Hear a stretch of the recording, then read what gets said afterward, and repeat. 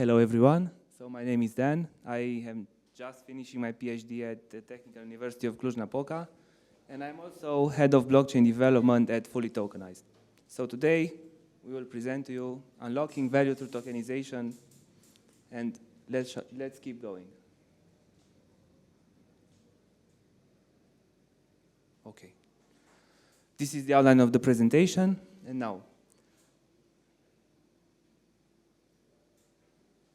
I don't know, should this be working? Okay. So when studying the evolution of financial assets, long time ago, so before 1980s, they were stored as paper certificates, which led to manual processes and fragmented record keeping. This led to settlement times of even 5 days after the actual event. Then digitization occurred, and these documents began being stored on computers, which greatly reduced the settlement times to 2 days after the event. However, they are stored in centralized systems, and which limit transparency and are dependent on intermediaries. As a result, we believe tokenization is the future because it enables storing documents on a distributed ledger, and through smart contracts, we can implement automation of these tokenized assets, as well as track ownership digitally.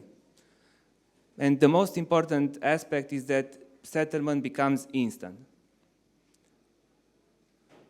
Okay, so what actually is tokenization? We hear this term a lot lately. It represents digitally representing an asset or the rights of an asset on a blockchain. In the simplest of terms, you just take an asset, divide it into one or more tokens, you launch these tokens on a blockchain, and then users can own one or several parts of the asset. The most important thing here is that it enables three main properties. So it enables proof of ownership, which assigns agency of the asset to the rightful owner digitally. Then it enables fractional ownership, which enables a high-value asset to be split into multiple parts, allowing multiple people to co-own the same asset. And finally, it enables traceability, because through blockchain, we obtain an immutable tamper-proof record of all past transactions, and this is verifiable on-chain. Many people confuse tokenization with digitization, and they are both relevant in today's society, but they are also different. So we live in the digital era where everything is digital, from just storing documents as a PDF on a computer to, I don't know, uploading pictures on social media. This type of representation also is important. However, they represent mostly static records, which have limited programmability. On the other hand, tokenization enables storing assets on blockchains, and these assets become programmable through smart contracts. And as I said, they enable ownership tracking digitally. Okay. So we want to dive deeper into each element of the initial diagram about tokenization, and we will start with blockchains. In the simplest of terms, a blockchain is like a distributed database, which is so blockchains have two main properties, and the fact that they can be seen as a distributed database is the first main property. Each peer in the network has the copy of the entire database. Regarding this, there are mainly two types of blockchains, permissionless and permissioned blockchains. Permissionless blockchain is one that allows any users to have access to create accounts and to launch tokens. Think of you can access the database, anyone can access the database. The other type of blockchain is a permissioned blockchain where they have restricted access to certain entities. So someone needs to give you access to the database. Moving on, not only we are at Cluj, so we will talk about Ethereum, but we need to understand that even if we are on public blockchains, we can enforce compliance and rules through smart contracts. So in order to not have a mess and each smart contract to be, I don't know, however the developer wants, ERC standards have appeared on Ethereum and they have been propagated to other blockchains to enable greater interoperability among smart contracts and also with other platforms and third-party services. Here, I think the most popular token standards on Ethereum are ERC20 and ERC721 for fungible and non-fungible tokens. And lately, a lot of standards have appeared, especially for, in our case, for tokenized real-world assets. So ERC3643 is now the most relevant standard in Europe for tokenized assets. And there are also specific standards for certain countries and their laws, such as ERC2980 for the Swiss laws. Now, just to touch on an important subject, blockchains, through their immutability and traceability properties, expose all transactions to all users, especially on permissionless blockchains. This enhances trust because it enables peers to see all transactions. However, it also exposes sensitive information. So when talking about financial institutions, they generally don't want to expose their users' data or to expose the amounts they transfer. So it is an active challenge to implement privacy on blockchains. Here, just to mention two of the most popular techniques of implementing privacy on blockchains. There are zero-knowledge proofs, which enable validation without exposing the real data. For example, think that you want to prove that you have a code to open a door without showing the code. So if you want to prove that to someone, you place the viewer in the room, and you just open the door with the code without showing the code. So this is how you can prove something without showing it to the one you prove it. Homomorphic encryption is another very good solution for this privacy because it enables computation over encrypted data. However, both of these solutions are in active development because implementing them, especially on-chain, is complex. It leads to slower execution times and increased costs. Okay, now moving on to the next important aspect of tokenization, we want to touch upon digital asset custody. And to begin with, we will start with your identity on a blockchain, which is a wallet. And more specifically, your identity is represented by your public and private key. I mean, your private key is the identity, but okay, it's okay. So, how do we understand these two better? The public key is used to share it to others in order for them to send you money. Think of your public account number on a bank. On the other hand, the private key is your way of signing transactions and proving that you were the ones taking that action. And this one should be kept secret because otherwise other people will get access to your funds. Similar to the PIN of your card. And moving on, we can distinguish between two main types of wallets, custodial and non-custodial wallets. A non-custodial wallet, such as MetaMask or Phantom, lets the user keep their private key locally. So they have a higher control of the assets. However, it comes with greater self-responsibility because losing the access to the key would mean losing the access to your funds. On the other hand, custodial wallets represent wallets where a third party holds your private keys. Here we have common examples such as Binance or Coinbase. They involve centralized access where you log in with credentials.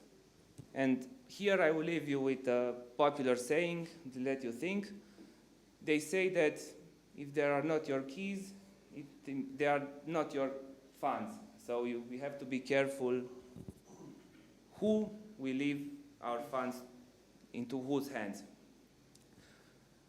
So if this is general wallet custody, in tokenization custody, it's more than that because we need a secure way of storing our keys but we also need a secure way to hold the real-world assets in a legal framework. So tokenization custody implies not only storing your keys safely on-chain, but also storing your off-chain real-world assets in a secure manner. And bridging this information is essential for tokenization custody. And regarding tokenization custody, there are two main players in the field, so Fireblocks and Zodia. Fireblocks is a company that offers the tech stack in order to manage your private keys securely, and they are leveraging multi-party computation for this, which is another popular technique, a privacy technique. It enables dividing an information into multiple shares. In this case, you divide your private key into multiple shares. Let's say, with the previous example of the PIN of your card, you split it into 3 parts. Each entity that holds their part of the private key needs to sign the transaction in order to approve it. So you remove single points of failure. So Fireblocks offers the tech stack for using multi-party computation. However, they are not a licensed custodian, so they don't have means of securely holding your real-world assets that are linked to your account. Here, Zodia comes into play, and there are other players, but Zodia might be the most popular. They are backed by a Standard Chartered bank, and they have bank-grade custody of legally holding your assets in a secure manner. Okay, now moving on to token types and token solutions. We can identify 2 main token types, which are utility tokens and security tokens. Utility tokens are tokens that we use to access rights to a service or a platform. And holders do not usually expect profits from holding these tokens. For example, think of Chainlink, which have their Oracle service. In order to use the Oracle of Chainlink, you need to pay with link tokens.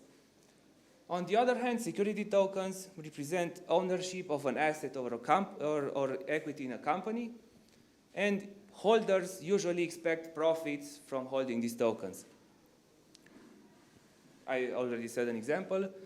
Another key difference between these two is that they are regulated under different laws. So utility tokens, together with stablecoins, fall under the MiCA regulation. On the other hand, security tokens in Europe are under the MiFID II law. So this is another thing to consider. And now, moving on to an integral part of tokenization and token solutions is the tokenomics, which represents the economic design behind a token. They tackle the creation and distribution of tokens. They are very important because if they create a healthy ecosystem for the token, they not only encourage user adoption, but they also attract investors.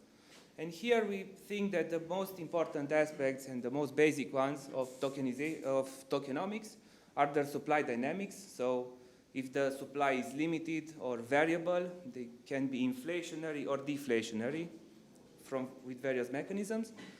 And how are the tokens distributed and vested? I think there was a previous talk about this.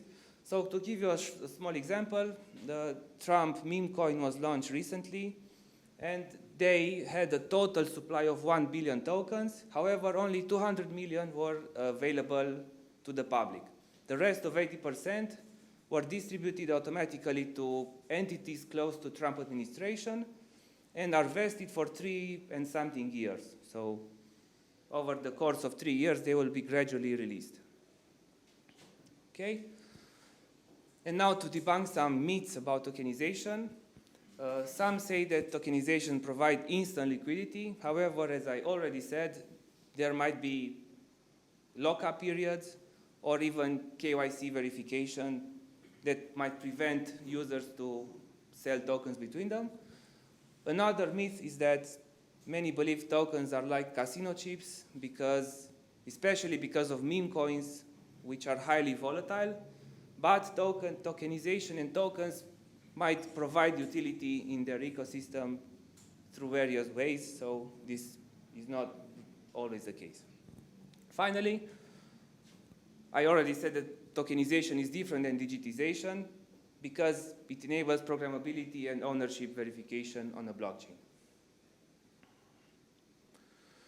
Now, we want to discuss a very important aspect and property that tokenized assets bring over traditional finance. So, in traditional finance, there are for many traditional financial assets, there are high entry barriers that prevent access to retail or limit the access to retail.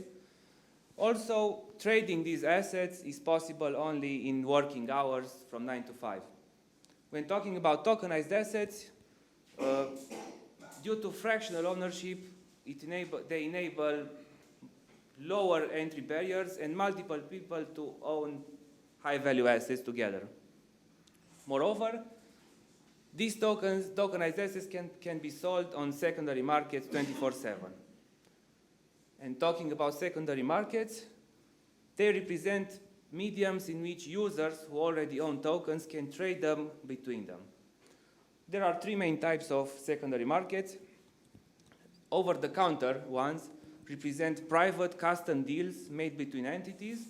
Here, the terms are negotiated off-chain, and the final transaction might or might not be registered on-chain. These are suited for large deals, as I said. Delivery versus payment secondary markets represent deals that are made to a limited set of users, so not everyone has access to them, just a subset of entities. However, the pricing and the deal is set in smart contracts. So each entity that has access to this secondary market will pay the same price that is set in the smart contract, and the settlement is instant because it's executed in the smart contract and on-chain. Finally, order books, are public matchings of sell and buy orders. Here we have the main exchanges such as Binance, Coinbase, or whatever you may think of. Here, based on supply and demand, the price is set transparently. So everything is transparent here. Now, when talking about how should a company or a client launch their tokenization solution, there are two main approaches they can take. There are off-the-shelf white label solutions that can generate the tokenization the token for you. They use pre-configured templates and are accessible through web interfaces, and they might be slightly customizable. However, these solutions are hard to scale because you are locked to the vendor who set and deployed the solution for you. On the other hand, most of enterprise clients, and from our experience, do prefer custom solutions because they need solutions that can be adapted to their internal processes as well as to the local regulations they fall under. More than that, these clients usually have systems that can adapt over time, that will adapt over time due to these factors and also internal processes. That's why institutions and big players usually leverage proxy smart contracts that allow them to upgrade their implementation of the token and adapt it to their changing needs. In this case, is not a big problem because the trust is not necessarily in the trustless nature of the smart contract, but in the institution itself. So having proxy contracts doesn't decrease the trust. Moreover, custom tokenization solutions usually come with lifecycle management from deployment until management and other aspects of the token lifecycle process, as well as affiliated DeFi or analytics tools for the token itself.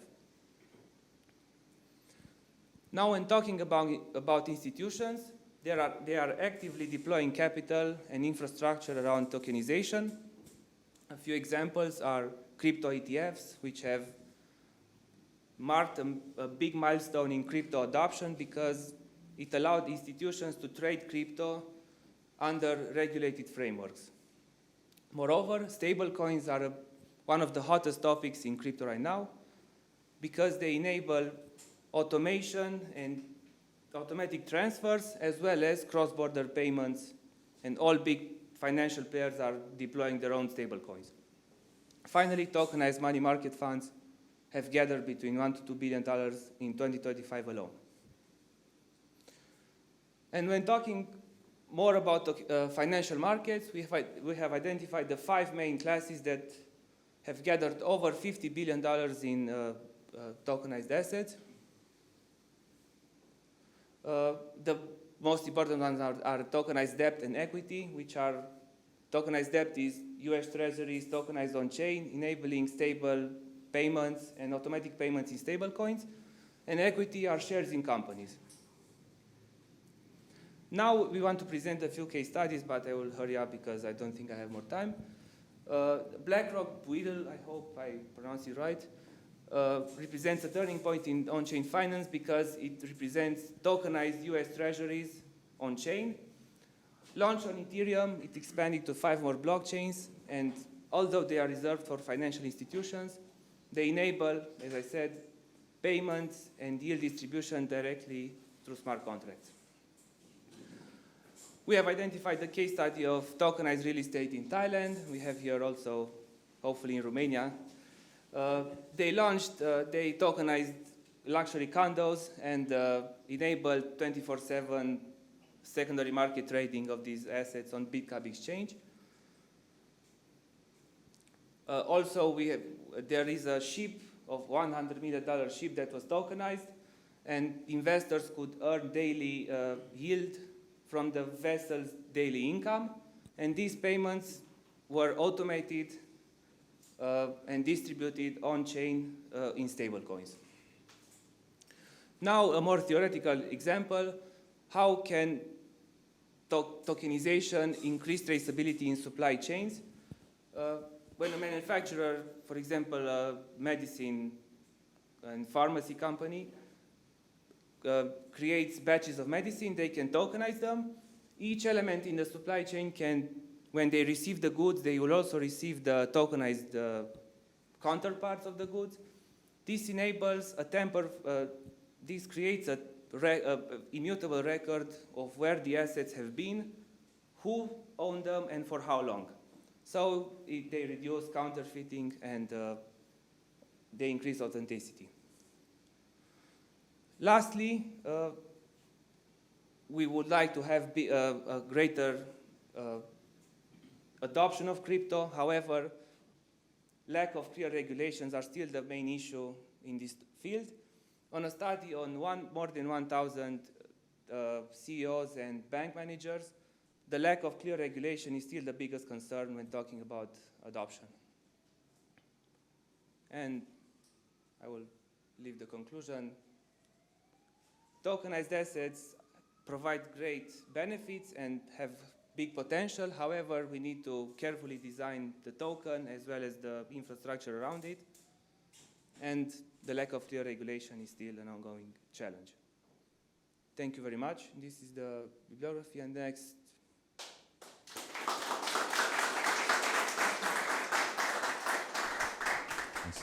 If anyone has any questions, please do put your hand up, or feel free to go through the QR code where there will be some nice prizes to be won at the end of the conference. In the meantime, I've got a question. So, do you believe that Ethereum is the best place for RWA tokenization? Let's say, is it better or worse than another L1 that's built purely for the purpose of RWAs?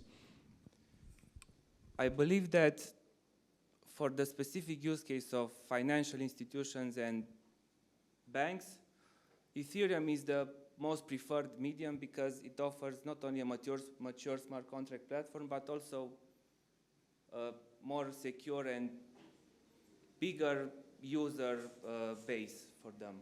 I know that there are other blockchains with various properties, and I think that some clients might prefer those over Ethereum, but especially for big institutions, Ethereum is the... Okay. So it's the user base that wins out. Okay, makes sense. And one add-on here, when talking about permissionless blockchains, so many institutions also prefer permission blockchains, so private blockchains. Makes sense. Okay, thanks. Question here from Validator Victor 221. What are the first steps for a new person in the field if they want to own tokens of any kind?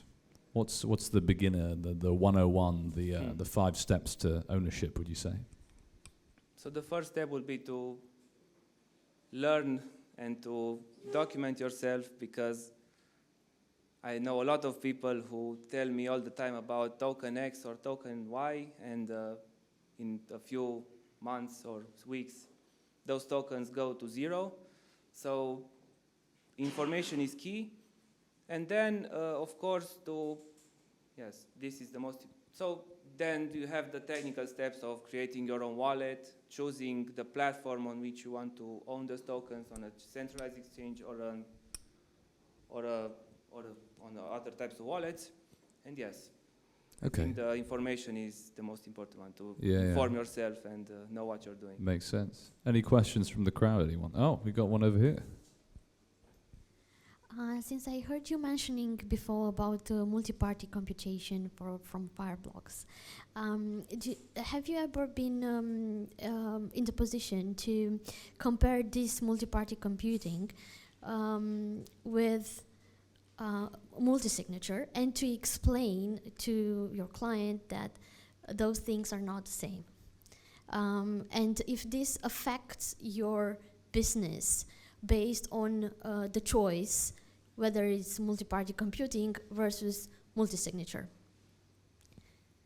Yes, so I think that when dealing with clients, a very important part is also to consider the provider of the technology and for the solution. And I think that Fireblocks is one of the most popular providers for management of keys. And yes, usually clients prefer solutions that are more well-known, and they don't care necessarily about exactly all the details of the implementation and behind the scenes.